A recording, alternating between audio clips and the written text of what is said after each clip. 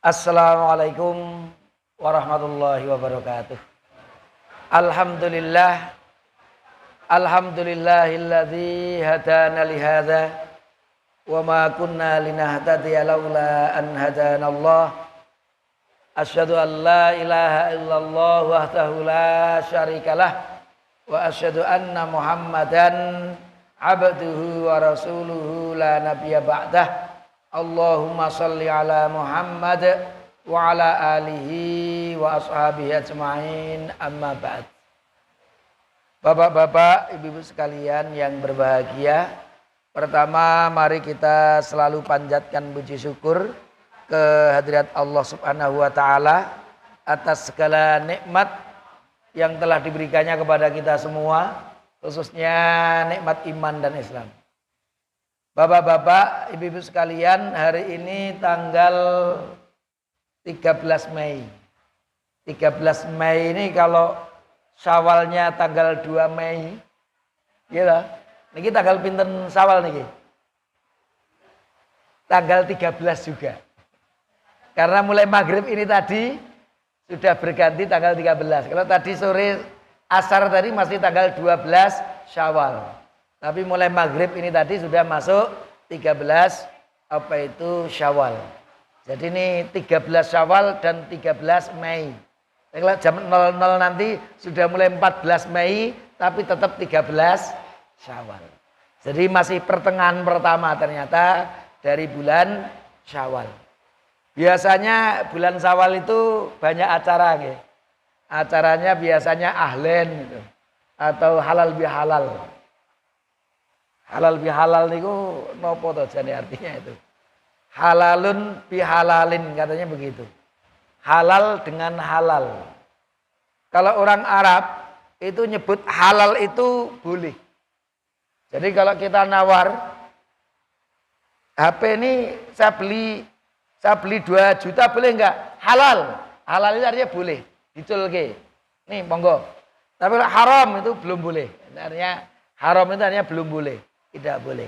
Halal itu artinya boleh. Biasanya kalau hari-hari begini ini mudik sudah kembali ya. Mudik niku bahasa apa toh, Pak? Mudik itu kalau dicari kamus itu ya mudik. Tapi ada istilah bagus itu. Mudik itu katanya menjalin ukhuwah dengan ikatan kekeluargaan. Nah, itu mudik. Karena biasanya dari Jakarta ke kampung itu untuk bersilaturahim, untuk menjalin persaudaraan. Itu singkatan aja udah adik gaduk itu. Mudik.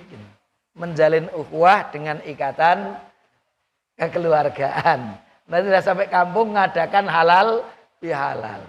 Biasanya naik halal bihalal itu biasanya kalau ditanyakan tujuannya apa toh? Untuk menyelesaikan problematika.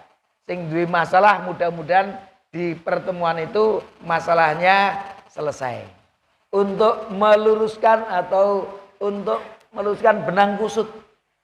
Jadi kalau benang kusut bisa terurai. Untuk mencairkan yang beku, karena begitu. Atau untuk menyambung yang terputus. Ini kalau secara bahasa itu tadi. Kalau secara istilah biasanya ditanyai apa toh halal menjadikan sikap kita terhadap pihak lain yang tadinya haram dan berakibat dosa menjadi halal dengan jalan saling memohon maaf atau saling memberi maaf. Kira-kira begitu. Hukumnya apa kira-kira itu? Halal bihalal itu. Kalau kita bertanya hukum maka dikembalikan kepada asalnya. Janjane iki masalahnya ngibadah apa masalah muamalah. Kalau masalah ibadah seperti sholat itu prinsipnya harus ada perintah. Nek wis nek perintahe harus mengikuti contoh Rasul. Itu ibadah ma'dzur. Jadi kalau sholat aqimus sholat. Kemudian contohnya mana? Shollu kama ra'aitumuni usolli. Ini contoh ibadah. Tapi kalau urusan muamalah itu prinsipnya boleh. Asalkan tidak dilarang oleh Allah Subhanahu wa taala. Kalau urusan halal bihalal kita masukkan ke muamalah, maka prinsipnya adalah ya al-ibahah. Nah, prinsipnya adalah boleh. Prinsip utamanya. Tapi kalau kita lihat, kalau tujuannya untuk apa? Ya untuk menyambung silaturahim atau persaudaraan. Tapi meskipun demikian kita juga perlu mengingat bapak-bapak, ibu-ibu. Halal bihalal itu sebenarnya juga punya nilai positif sekaligus punya nilai negatif. Nah, maka kita harus mengambil nilai positifnya dan membuang dampak negatifnya. Apa ya nilai positifnya? Menyanjung silaturahim, kekeluargaan. Yang terpisah itu ada yang di Jakarta, ada yang di umpamanya Jawa Timur, tapi di bulan Syawal itu semua keluarga bisa berkumpul di rumah Mbah semuanya, kan kira-kira begitu. Itu untuk nyambung silaturahim. Kadang-kadang dengan ponaan, dengan cucu itu sudah tidak kenal, tapi dengan adanya halal bihalal tadi terjaga silaturahim, itu boleh-boleh saja, itu nilai positif. Kemudian apalagi di situ ada pengajian, ada tausiah sehingga bisa saling menasihati. Nah, ini sisi positif. Lah dampak negatifnya ini yang harus kita hindari. Kadang-kadang muncul budaya flexing. Jadi sekarang yang viral itu kan budaya apa? Flexing. Budaya flexing itu itu pamer. Jadi mungkin jane orang di kendaraan, tapi supaya nanti gen ketok gagah itu perlu nyewa. Nyewa terus sing sewone larang. Begitu. Mobilnya mobil yang leks itu. Jane ya gur nyewa. Itu dalam rangka apa? Engko naik pertemuan gen ketok wah. Nah ini kan budaya fleksinya ini yang kadang-kadang dampak negatifnya yang harus kita hindarkan. Nah, itu. Atau tabzir terkait dengan pemborosan. Maka insya Allah kalau flexingnya kita hapus, pemborosannya juga yang sederhana saja, kira-kira tidak pemborosan, dan memang tujuannya benar-benar untuk menjaga silaturahim, maka yang namanya halal bihalal itu memiliki nilai positif. Nah kalau yang muncul hanya yang bawah ini, maka ya jangan ada itu. Nggak perlu ada halal bihalal, karena ternyata hanya dampak negatifnya yang muncul dari acara tersebut. Karena memang agak tipis-tipis gitu. Karena Allah pun juga berfirman, wa amma bi ni'mati rabbika fahaddits. Dengan nikmat Tuhanmu itu ceritakan, siarkan kepada orang lain. Bahasa mendapatkan nikmat dari Allah. Mensiarkan nikmat Allah kepada orang lain itu bagian dari perintah Allah juga ini. Tapi kadang-kadang kita juga sebaliknya. Ini kalau ini flexingnya nanti muncul. Laibu walahu wa zinatu wa tafakhurum bainakum di sini. Dan berbangga-bangga di antara kalian, wa takasurun berbanyak-banyakan fil amwali wal aulad, berkaitan dengan harta atau dengan anak lah. Ini flexing ini, udah budayanya budaya pamer. Nah, ini yang nggak boleh. Jadi kalau dalam rangka tahadusan bin nikmah itu bagian dari perintah agama, tapi kalau pamer nah, itu bagian dari itu yang dilarang oleh Allah Subhanahu wa ta'ala. Maka bagaimana membedakannya? Innamal a'malu binniyat. Setiap amal itu tergantung kepada niatnya. Karena kadang-kadang kita salah memahaminya ini bapak-bapak, ibu-ibu. Surah Al-Fajr ayat 15 dan 16 ini. Kalau manusia itu diberi ujian oleh Allah dengan ujian yang baik, ekonominya mudah, jabatannya yo lancar-lancar, ternyata umpamanya pendidikannya juga lancar-lancar, itu kesannya Robbi akroman. Wah, aku sedang dimuliakan oleh Tuhanku.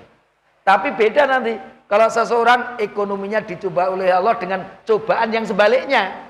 Pas-pasan ekonominya, jabatannya yo seret, untuk belajar kok yo ora gampang, ora keterima neng kene, ora keterima neng kono, akhirnya ya gur, tanda kutip, artinya ada cobaan-cobaan yang memang tanda kutip memberatkan. Itu kesannya apa? Fayaqulu rabbi ahanan, Tuhanku sedang menghinaku. Ini tidak boleh. Jadi dua-duanya itu sebenarnya ujian. Baik orang itu punya kecerdasan hebat, atau orang itu memang ya bodoh, menengah ke bawah, itu sama-sama ujian. Diuji dengan kekayaan dan kemiskinan, diuji dengan kecerdasan dan tidak cerdas itu tadi, itu semuanya bagian dari ujian. Nah, kalau mestinya tidak ada satupun yang dimuliakan atau yang dihinakan, karena sama-sama diuji oleh Allah. Kalau diberi nikmat bersyukur, itu berarti dia lulus ujian. Kalau diberi musibah kok ternyata bersabar, itu berarti dia lulus ujian. Jadi siap dua hal itu. Kita siap bersyukur atau siap bersabar. Ketika dapat sesuatu yang menyenangkan, bersyukur. Ketika mendapat sesuatu yang memberatkan, tidak enak, yaitu kita bersabar. Mestinya seperti itu. Dan dengan cara itulah kita semuanya nanti akan dimuliakan oleh Allah Subhanahu wa ta'ala. Bapak-bapak, ibu-ibu, kita juga terkait dengan halal bihalal itu memang penting. Bersilaturahim itu memang penting. Bahkan kalau kita lihat Rasul bersabda, la yadkhulunal jannata hatta tu'minu. Kalian tidak masuk surga sampai kalian mau beriman kepada Allah. Wala tu'minu hatta tahabbu. Dan kalian tidak sempurna iman kalian sampai kalian itu saling mencintai satu dengan yang lain. Awala adullukum ala syai'in idza fa'altumuhu tahabbtum. Maukah kamu saya tunjukkan sesuatu apabila kamu mengerjakannya maka kamu saling mencintai? Afsus salam. Sebarkanlah salam kedamaian. Ini menyebarkan salam. Yang kedua, kalau ada dua orang mukmin yang bertemu, fayatasofahani, kemudian berjabat tangan, illa ghufira lahuma qabla an yaftariqa, maka keduanya sudah diampuni oleh Allah sebelum berpisah. Kalau kita bertemu dengan saudara kita, saling berjabat tangan, menunjukkan rasa ridho dengan saudara kita, menunjukkan rasa cinta kita kepada saudara kita, itu kita sudah diampuni dosa-dosa kita oleh Allah Subhanahu wa ta'ala. Itulah pentingnya bersilaturahim. Bahkan kalau kita membahas hadis Muslim ini, bapak-bapak, ibu-ibu, ini ceritanya, kalau saya bacakan nanti terlalu panjang. Ada seseorang yang mengunjungi saudaranya di luar kampung. Ini ceritanya Rasulullah. Hadisnya Muslim dari Abu Hurairah, yang bercerita ini Rasulullah. Ada seseorang yang pergi ke kampung lain, kampung di luar. Untuk apa? Untuk menemui saudaranya. Maka Allah mengutus malaikat. Untuk apa? Untuk mengawasinya. Kemudian di tengah jalan bertanya, aina turidu, kamu ingin kemana? Saya ingin mengunjungi saudaraku di kampung ini. Itu kampung sebelah, kira-kira di luar kampungnya. Kemudian malaikat tadi bertanya, halaka alaihi min ni'matin tarubbuha alaihi, apakah kamu ada sesuatu petingan, kira-kira begitu, kalau kamu mau menemui saudaramu itu. Artinya petingan itu petingan dunia. Mungkin apa itu, ada kan orang itu datang, yang pertama saya ingin silaturahim, kedua mau nagih hutang. Lah itu jadi bukan silaturahim, itu mau nagih hutang. Karena silaturahim bukan yang itu. Pertama silaturahim, yang kedua niki kula niku ajeng nempil jenengan, ajeng utang. Itu berarti bukan silaturahmi. Tapi itu janjane apa, tujuannya arep golek utangan. Lah ini ternyata seseorang tadi ketika ditanya, apakah ada kepentingan-kepentingan dunia itu? Tidak. Qala la ghaira anni ahbabtuhu fillah. Karena aku benar-benar mencintainya karena Allah, dia karena saudaraku sesama muslim. Saya mengunjunginya karena ingin menyambung silaturahim untuk menunjukkan rasa cintaku kepadanya karena dia adalah saudaraku sesama muslim. Itulah yang diperintahkan oleh Allah. Maka ketika ternyata kunjungannya itu hanya benar-benar untuk mencintai saudaranya karena Allah, maka malaikat tadi menyatakan, fa inni rasulullah, sesungguhnya aku itu utusan Allah kepadamu, bi annallaha qad ahabbaka, dan sesungguhnya Allah telah mencintaimu sebagaimana kamu mencintai saudaramu. Kalau tujuannya itu benar-benar untuk menyambung silaturahim, tidak ada kepentingan-kepentingan dunia, nah itu insya Allah Allah juga akan mencintai kita sebagaimana kita mencintai saudara kita. Tapi Allah juga mengancam, la yadkhulul jannah, tidak akan masuk surga. Siapa itu? Qati'un. Qati' itu pemutus. Maksudnya pemutus silaturahim. Maka bapak-bapak, ibu-ibu, apalagi sudah sekarang-sekarang ini kok yodik dengan tetangga kok masih neng-nengan, dengan kakaknya, adiknya kok masih neng-nengan, apalagi dengan anaknya, orang tuanya kok neng-nengan. Ini enak loh ini kadang-kadang. Urusannya apa? Biasanya urusan pasar kuwi. Karo masih karo adine itu padu dhewe itu karena rebutan urusan pasar itu, sok-sok ngono kuwi. Nah, maka mari kita jangan memutus silaturahim. Kalaupun kita mungkin merasa benar, nggak apa-apa. kita tetap mencoba menjalin silaturahim dengan saudara kita, wadine kok dia tidak mau. Itu urusannya dengan Allah Subhanahu wa ta'ala. Tapi kita tidak termasuk yang memutus silaturahim. Karena ada manfaatnya loh. Silaturahim itu kalau menurut Rasul itu ada dua ini. Ayub satolahu fi rizkihi, yang pertama itu dilapangkan rizkinya, diluaskan rizkinya. Yaitu tentunya rizki itu ada rizki duniawi, rizki ukhrawi. Ada rizki itu berupa materi, non materi. Ini diluaskan rizkinya itu ya paling kuat ya non materinya itu. Nek materi ini hanya bonus saja itu. Mungkin kalau orang itu banyak dengan teman-teman, dengan saudaranya itu menunjukkan persaudaraan yang kuat, itu kalau orang mau beli pun juga, wah itu neng nggone saudaraku saja, kan gitu.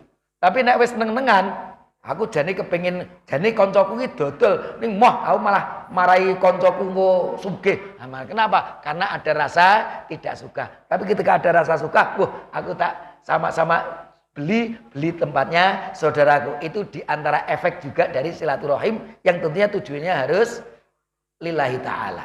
Tapi efek positifnya seperti itu. Apalagi rezeki yang non materi, tentunya ketenangan jiwa dan lain sebagainya itu akan luar biasa. Wa yunsaulahu fi atharihi, maka Allah akan memanjangkan sisanya, yaitu sisa umurnya. Karena memang kalau orang itu lego, turunnya ya angler. Tapi kalau orang itu membenci, dengki sama saudara tetangga itu nggur-ngresula weh.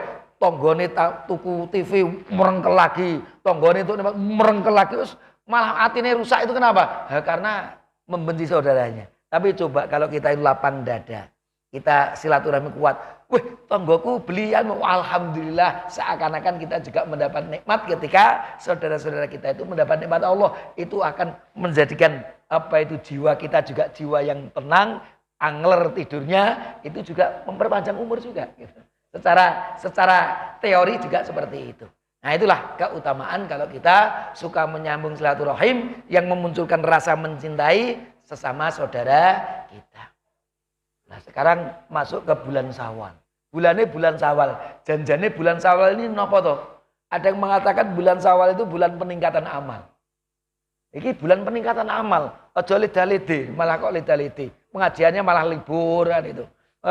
Libur semuanya. Kenapa? Ini bulan Syawal itu mestinya bulan peningkatan amal. Ada banyak yang mengatakan demikian. Janjane po ya bener toh. Syawal itu artinya bulan peningkatan amal. Coba. Kalau kita lihat di kitab Dalilul Falihin, ini syarahnya Riyadhus Shalihin. Banyak syarah itu dari kitab Riyadhus Shalihin ini. Salah satunya kitab Dalilul Falihin. Itu dari kata Syawal itu dari kata syalatin naqah. Unta menegakkan ekornya, mengangkat ekornya. Maksudnya apa? Dulu orang-orang Arab itu kalau sudah mulai bulan Syawal gantung ke senjatanya itu di atas. Artinya apa? Karena sebentar lagi akan datang bulan-bulan haram begitu. Yang dilarang untuk berperang. Nah, sehingga mulai senjata-senjata itu sampir kena yang dhuwur, artinya sudah tidak digunakan lagi. Nah, kesannya apa? Kesannya ya tidak berperang di mulai bulan Syawal itu menuju bulan-bulan berikutnya. Tapi kalau kita baca dalam kitab Lisanul Arab, ini kamus besar bahasa Arab ini. Ini kamus Arab ini 15 jilid. Tebelis semeten iki. Penasaran monggo mampir tenggen kula punya ini. Kitab Lisanul Arab ini, kamus Arab. Kamus besar bahasa Arab ini. Itu dari syalatin naqah bidzanabiha. Unta menegakkan ekornya. Tapi di dalam keterangan dalam Lisanul Arab itu menarik. Maksudnya apa toh? Unta menegakkan ekornya itu adalah tanda menolak dikawini. Jadi bulan Syawal itu kalau unta-unta mau yang jantan mau mengawini yang betina, itu yang betina itu menegakkan ekornya. Itu artinya apa? Menolak, nggak mau dikawini. Nah ini artinya orang-orang Arab jahiliyah dulu itu menganggap bulan Syawal itu bulan dilarang untuk nikah. Jadi ra oleh nikah. Karena itu dari syalatin naqah bidzanabiha. Nah itu.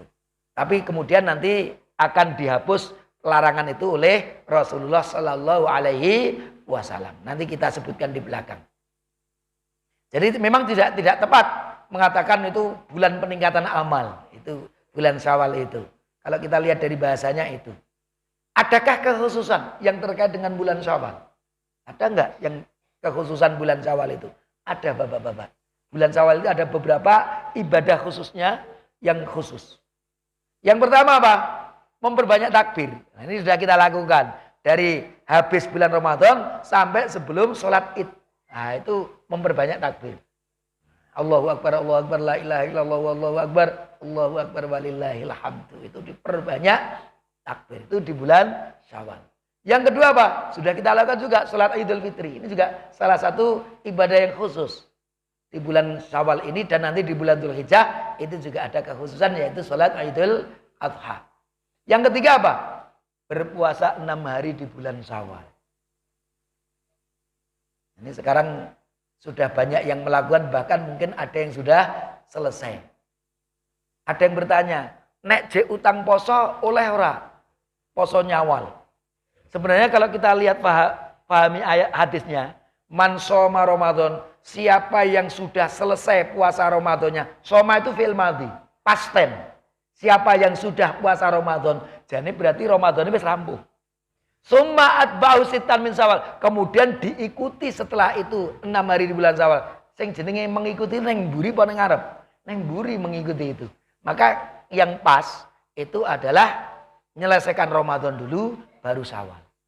Karena dari sisi hukum juga kalau para ulama menyebut nyaur apa utang sing hukumnya wajib itu hendaknya didahulukan daripada apa? Nyunah.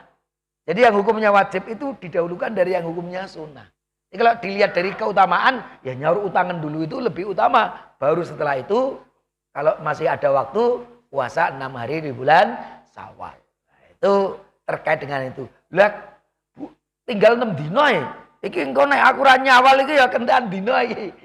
Tinggal 6 hari belum puasa Syawal. Nah, ngono piye kuwi? Memang kalau kita lihat, kalau orang nyawal dulu meskipun masih utang tetap sah. Jadi puasa Syawalnya tetap sah karena dia berpuasa. Tapi keutamaan mana yang lebih utama? Nyaru utang sih. Baru setelah rampung puasa Ramadane diselesaikan di bulan. Karena apa? Nanti. Karena kasyamid dari seperti puasa setahun penuh. Nek bulan Dzulhijjah, bulan apa itu Hijriyah, tahun Hijriyah atau bulan Komariah itu 1 tahun itu kira-kira sekitar 355. Nek masa itu sekitar 365 itu ada unda-undinya gitu ya. Itu KCS ya sekitar 10 atau 11 hari. Setiap tahun itu maju. Kalau puasa Ramadan 30 dilipat gandakan oleh Allah menjadi 300. Puasa Nyawal 6 dilipat gandakan 10 kalinya jadi swida. Nah ini kira 300 swida itu ya kesannya kita berpuasa setahun penuh. Karena setiap amal kita ini dilipat gandakan oleh Allah 10 kali lipatnya. Nah ini kan hikmah dari kesunahan puasa 6 hari di bulan Syawal. Apalagi kekhususan, ternyata yang pernah dilakukan Rasul itu mengqadha iktikaf. Jadi suatu saat ketika Rasul beriktikaf itu ada beberapa istri beliau itu yang melu-melu iktikaf. Melu-melu iktikaf. Ini ada Aisyah bikin tempat sendiri, Hafsah bikin tempat sendiri, Zainab bikin tempat sendiri karena melu-melu ingin ikut Rasul apa itu iktikaf. Maka Rasul kok ngene iki sing tok karani iktikaf. Maka waktu itu Rasul ternyata membatalkan iktikaf beliau. Enggak jadi iktikaf di 10 hari terakhir bulan Ramadan itu. Tapi ternyata Rasul menggantinya apa? Hatta i'takafa asran min Syawal. Beliau menggantinya 10 iktikaf itu 10 hari itu di bulan Syawal. Maka kesannya ya kalau ada udzur yang kuat kok sampai kita tidak bisa melaksanakan iktikaf 10 hari terakhir bulan Ramadan, boleh kita qadha atau kita ganti di bulan Syawal. Rasul pernah melakukannya. Tapi nek ora nek apa itu kepentingan orang apa ya ora niat memang waktu 10 hari di akhir bulan Ramadan ya ora perlu mengqadha di bulan Syawal ora enak apa-apa ya ora dilakukan kecuali kalau ada udzur syar'i ya mungkin tidak bisa melakukan silakan dilakukan di bulan Syawal. Yang kelima apa? Ini Rasulullah ingin menghapus tradisi Arab yang salah yaitu melarang menikah di bulan Syawal. Karena itu tadi unta menolak untuk dikawini. Artinya apa? Ada larangan menikah di bulan Syawal. Dan kebiasaan itu kemudian dihapus Rasul dengan apa? Langsung dipraktekkan. Rasul ketika menikahi Aisyah itu di bulan Syawal. 3 tahun setelah itu beliau ambil ke rumah baru bersama, hidup bersama, itu pun juga di bulan Syawal. Maka siapa yang paling beruntung dibandingkan saya? Karena Rasul menikahiku di bulan Syawal dan mengambilku, mengumpuliku juga dimulai di bulan Syawal. Maka itu bulan Syawal bukan pantangan nikah. Bahkan Salamah itu dinikahi Rasul juga di bulan Syawal. Jadi monggo kalau kita anak-anak kita mau nikah di bulan Syawal itu kesunahan itu bahkan. Karena Rasul menikahi 2 istri beliau itu di bulan Syawal. Bukan tidak ada larangan. Bulan Syawal dan pentingnya istiqomah. Nah, meskipun tadi bulan peningkatan amal itu, meskipun tidak ada kaitannya dengan bahasa, tapi memang secara umum agama kita itu memang memerintahkan kita untuk istiqomah. Apa tuh janjane istiqomah itu? Nah ini penting. Enggak perlu dikait-kaitkan dengan bulan Syawal, tapi perintah istiqomah itu secara umum diperintahkan oleh agama kita. Ini perintah Allah. Sesungguhnya orang-orang yang telah mengatakan Rabbuna Allah, bahwa Rabbku itu adalah Allah, summastaqamu, kemudian dia beristiqomah setelah beriman itu. Nah ini istiqomah. Adalah perintah Rasul. Qul, katakanlah, amantu billah, aku beriman kepada Allah, summastaqim. Kemudian beristiqomahlah kalian. Setelah beriman, istiqomahlah kalian di dalam keimanan tersebut. Lalu janjane apa tuh arti dari istiqomah itu? Kalau para mufasir menyebut, apa itu istiqomah? Iman kepada Allah satu-satunya, yaitu mentauhidkan Allah, kemudian dia tetap di dalam hal itu, tidak berubah-ubah dalam ketaatan sampai dipanggil oleh Allah Subhanahu wa ta'ala. Itulah yang disebut dengan istiqomah. Kalau Ibnu Rajab memahami istiqomah itu apa? Yaitu perbuatan menuju jalan yang lurus, yaitu agama yang lurus. Dan itu meliputi semua bentuk ketaatan, baik ketaatan secara lahir maupun ketaatan secara batin. Meninggalkan kemaksiatan yang dilarang oleh Allah baik secara lahiriah maupun secara batin. Nah itu semuanya itu masuk ke dalam istilah al-istiqomah. Jadi tetap lurus di dalam agama, tidak selalu taat kepada aturan Allah, selalu menjauhkan dari larangan Allah. Itulah yang disebut dengan al-istiqomah. Maka kalau saya perenco, bapak-bapak, ibu-ibu, istiqomah itu ada 4. Yang pertama istiqomah di dalam bertauhid. Ini suatu yang tidak bisa ditinggalkan. Nah, ini harus istiqomah yang paling utama nomor 1 ini. Istiqomah di dalam keimanan. Karena kalau orang murtad maka dia tidak beristiqomah. Tapi kalau dia setelah masuk Islam dan dia meninggal dipanggil oleh Allah dalam keadaan muslim, maka dia telah beristiqomah di dalam bertauhid. Jangan sampai terkontaminasi dengan perbuatan-perbuatan syirik juga. Ini bagian dari istiqomah. Istiqomah yang kedua, istiqomah berkaitan dengan ibadah. Sholatnya istiqomah, puasanya istiqomah, ibadah-ibadahnya istiqomah. Dijalankan terus. Istiqomah di dalam berakhlak, yaitu selalu berakhlak seperti akhlaknya Rasulullah Shallallahu Alaihi Wasallam, maka dia telah beristiqomah. Bagaimana istiqomah di dalam muamalah? Yaitu tidak melanggar aturan Allah. Kalau kita pedagang, ketika berdagang itu yang mengikuti aturan Allah, jujur, tidak boleh ngapusi, tidak boleh mengambil riba, tidak boleh mengelabui dan lain sebagainya, tidak boleh mendolimi orang lain. Itu bagian dari beristiqomah di dalam bermuamalah. Selalu mengikuti aturan-aturan Allah di dalam kehidupan kita, termasuk di dalam muamalah kita. Ini kalau kita lihat. Lah janjane hukumnya apa ya istiqomah itu? Kalau saya melihat fastaqim itu kan perintah. Al aslu fil amri lil wujub. Asal dari perintah menunjukkan wajib. Jadi beristiqomah itu prinsipnya wajib. Tapi kalau didetailkan bapak-bapak ibu-ibu, istiqomah itu ada yang hukumnya wajib, ada yang hukumnya sunnah. Mana istiqomah yang hukumnya wajib? Istiqomah di dalam mentauhidkan Allah, menjalankan kewajiban-kewajiban seperti sholat 5 waktu, itu hukumnya wajib. Jadi kalau kemarin sholat 5 waktu, saiki malah bolong-bolong, itu berarti dia tidak beristiqomah, dosa ini. Kenapa? Dia melanggar kewajiban-kewajiban, meninggalkan kewajiban-kewajiban. Ini istiqomah yang hukumnya wajib. Termasuk beristiqomah di dalam menjauhi yang diharamkan. Istiqomah di dalam meninggalkan perbuatan zina. Tahun wingi bisa meninggalkan, saiko kok malah berbuat zina, berarti dia tidak beristiqomah dan dia berdosa. Karena istiqomah di dalam meninggalkan yang hukumnya haram, itu hukumnya wajib. Istiqomah di dalam tidak mencuri, nah gitu, meninggalkan perbuatan mencuri dan lain sebagainya, itu hukumnya wajib.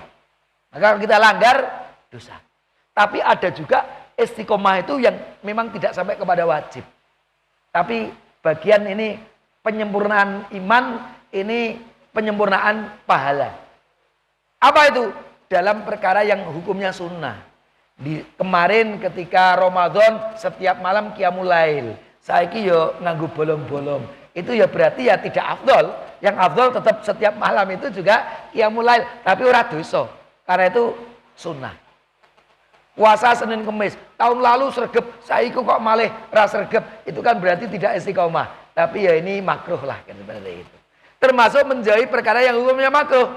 Itu juga apa itu istiqomah yang hukumnya itu sunnah. Maka ya yang paling penting kita beristiqomah dalam yang hukumnya wajib itu tadi. Mentauhidkan Allah, kewajiban-kewajiban agama, meninggalkan yang diharamkan oleh Allah. Itu kita harus beristiqomah di situ untuk menjadi seorang muslim yang taat kepada Allah Subhanahu wa ta'ala. Bagaimana cara beramal yang terbaik, bapak-bapak, ibu-ibu? Cara beramal yang terbaik itu janjane piye? Yang terbaik itu bapak-bapak, ibu-ibu, ternyata Rasul memberikan cara. Adwamuha wa in qalla. Ketika ditanya, ini Aisyah radhiyallahu anha berkata, suila Rasulullah, Rasul itu pernah ditanya oleh sahabat, ayil a'mali ahabbu ilallah. Apakah amal yang paling dicintai oleh Allah? Paling disukai oleh Allah.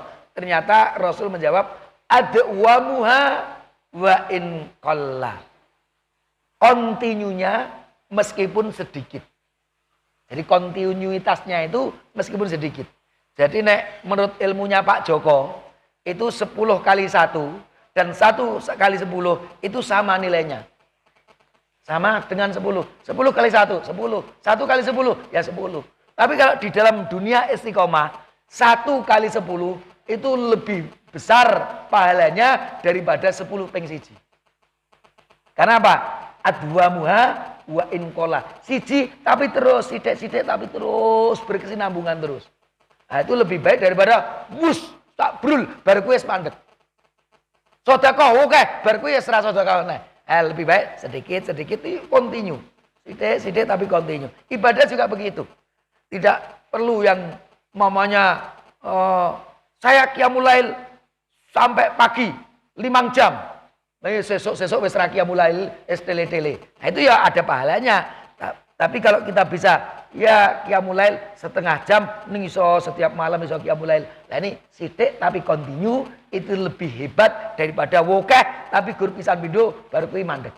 Maka mari kita continue istiqomah ini tadi, kontinuitas ini. Maka kita itu ketika beribadah itu sing nyaman piye? Nah itu dilakoni dengan berulang-ulang terus-menerus itu yang terbaik.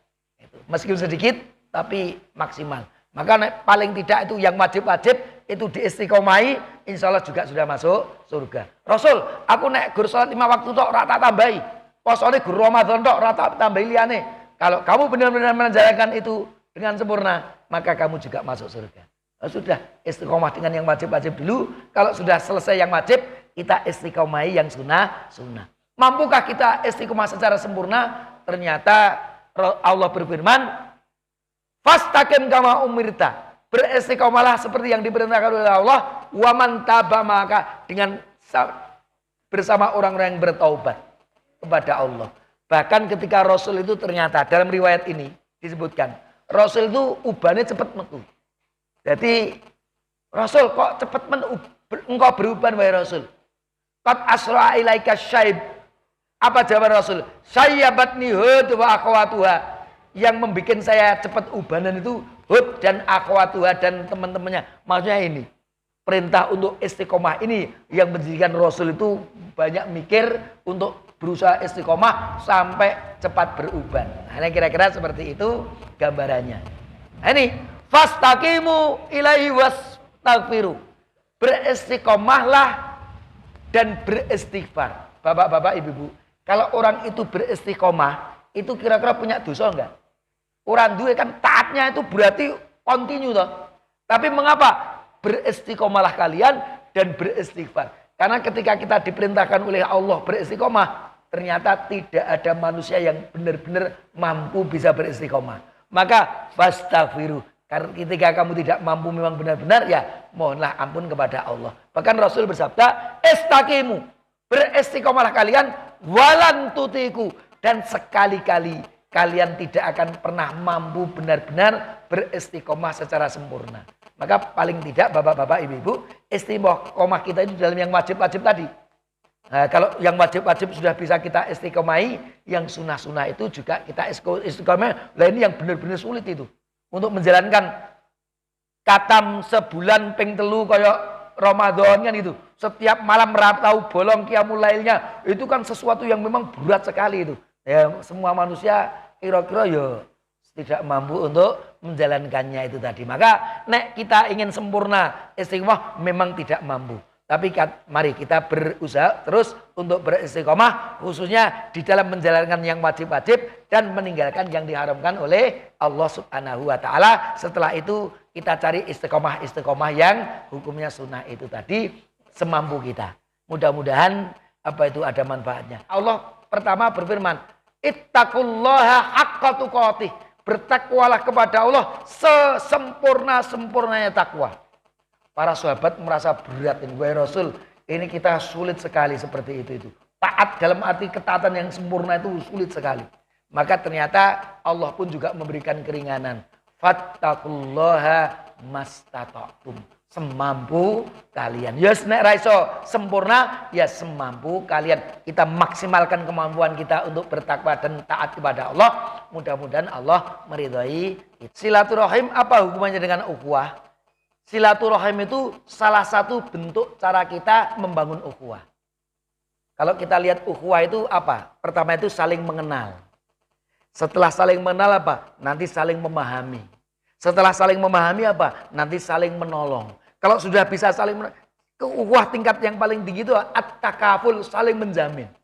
Maka ketika seseorang berjihad, rela dia bahkan apa itu gugur di medan laga, apa itu mempertaruhkan nyawanya untuk apa? Untuk bahagianya saudara-saudara kita yang lain. Itu kan dalam rangka jihad itu apa? Al-istar. Maka kekuatan ukhuwah itu dibangun, salah satu membangunnya apa? Dengan silaturahim tadi. Kita membangun silaturahim dengan saudara-saudara kita, itu akan meningkatkan rasa ukhuwah kita sesama muslim. Jadi bagian dari cara meningkatkan ukhuwah Islamiyah itu dengan membangun silaturahim. Semakin kita kuat silaturahim kita,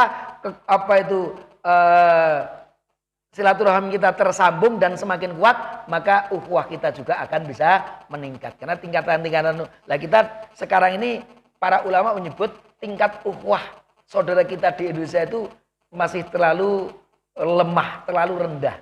Karena kita ternyata beda organisasi saja kadang-kadang saling mencibir, saling merendahkan. Padahal kalau sama-sama tujuannya untuk berdakwah, berfase bil khairat, itu mestinya dia saling mencintai sesama saudara. Ini dibangun dari mana? Ya diantaranya dengan cara membangun silaturahim tadi. Silaturahim itu satu dengan yang punya apa itu hubungan darah. Dengan Pak D, Pak Le, dengan bapak, ibu, anak, itu silaturahim yang pertama dengan yang memiliki hubungan darah kekeluargaan. Tapi silaturahim itu sebenarnya juga secara umum. Silaturahim sesama muslim itu juga bagian dari menyambung silaturahim, karena Allah memerintahkan kita untuk disambung silaturahim itu sesama muslim. Lah, ini silaturahim ini bagian dari membangun ukhuwah Islamiyah. Ketika kita menguatkan silaturahim, maka ukhuwah Islamiyah kita akan meningkat. Dan kalau kita terputus silaturahim kita, ukhuwah Islamiyah kita semakin rendah dan semakin rendah lagi. Ini sama-sama perintah Allah Subhanahu wa taala, sangat saling berkaitan antara satu dengan yang lain. Mungkin itu yang bisa kami sampaikan. Mudah-mudahan ada manfaatnya. Aku lu qauli hadza wa astaghfirullah li wa lakum. Wassalamualaikum warahmatullahi wabarakatuh.